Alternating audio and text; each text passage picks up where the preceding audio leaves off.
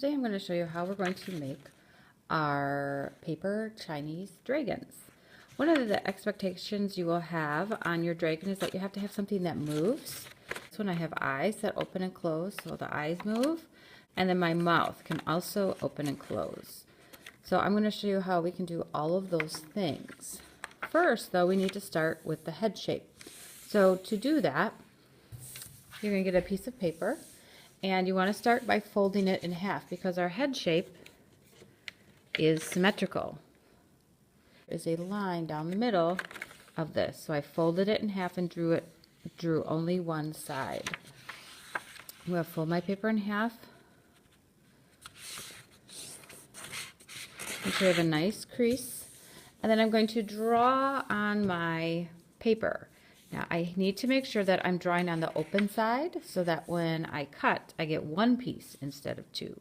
You're going to sort of put in a curve shape for the roundness of the head, and then if you want to, you can add some ears. I did some ears on mine, or you could do horns. I didn't do horns when I cut it, so I had to add the horns later. So you sort of want to start in the corner, and I'm going to kind of curve down to make an ear, and then I'm just going to continue, and I'm going to do sort of like a zigzag line. I don't want it too complicated because I do have to cut this out. I'm going to do a zigzag line and then get sort of a chin shape on there. Then I'm going to go across the top and finish with my ear, and then this is going to be like the top of the head, so it's just going to be a gentle curve. So now you can see my shape. And the next step is to get this checked by me or one of the other teachers in the classroom, and we're just going to make sure that you have the fold on the right spot, so when you open this, the drawing is not on the fold, it's on the open part. And then once it's been checked, you can cut, and we're going to cut by holding the big part. See how this is the part that's going to come off. I don't want to hold here and then have the bunch of paper flopping on the other side. You're going to hold the big part and cut off the small part. And remember, your helper hand, the holding hand, is busy.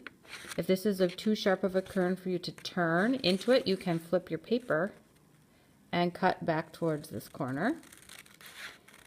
I'm just carefully following my lines. Continue on this side. And when you have a curve, remember you have to turn the paper or your scissors as you are cutting. Here I have a bunch of little cuts, so I can overcut. This is my garbage. This is the part I don't want, so I can overcut this way. See how I cut further than I needed to? But that makes it easier for me to cut into here.